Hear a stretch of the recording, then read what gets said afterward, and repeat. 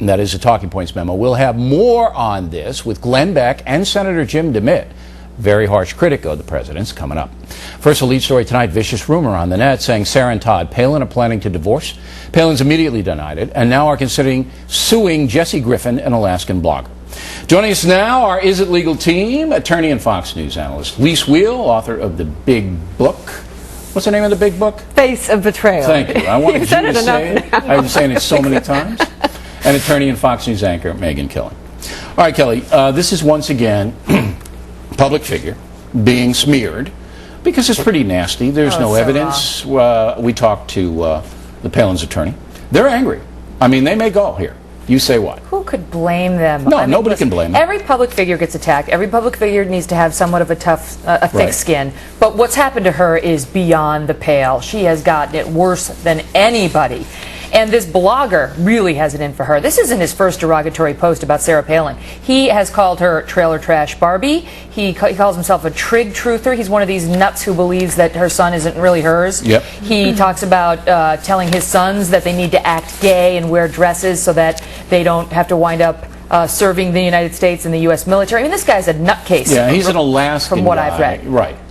So the Palins then bring action against him.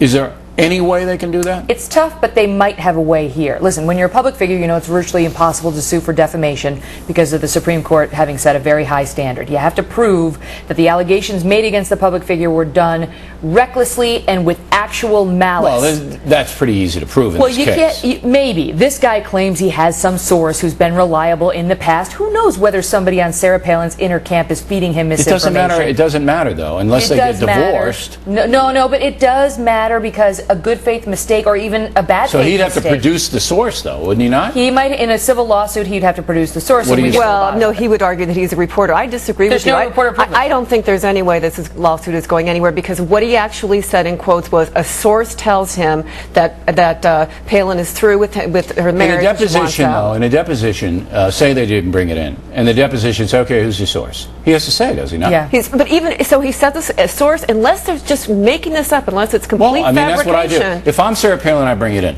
I bring it in. You bring more attention to this? Yes, absolutely bring more attention to it because it's never going to stop. It's never going to stop. It's never going to stop for her anyway. If they get this guy, look, Clint Eastwood won a lawsuit against him, and a number of other people have won lawsuits against them, famous people. I think you do it. I just don't see it here. Okay. If there's any source at all, and also the other things that he said in the past, those are opinions and those are protected. Well, I don't know. I mean, listen, this is a real debate among people who are public figures about whether you respond to each and everything. Absolutely. I mean, right here at Fox News, there are some very public personalities who, if something's said about them, they go on, they blog, they deny it, they feel the need to, respond to every little thing.